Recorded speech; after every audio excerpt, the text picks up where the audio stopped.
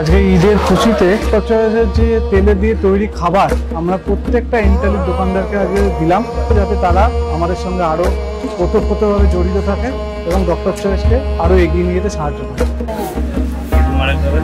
আপনারা আমাদের পরিবারেরই অংশ, আর সেই ভালোবাসার বন্ধন আরো দৃঢ় করতে আমরা আমাদের রিটেলার বন্ধুদের জন্য আয়োজন করেছিলাম বিশেষ হালিম পরিবেশন এবং এই পবিত্র দিনে শীতল শরবত বিতরণ।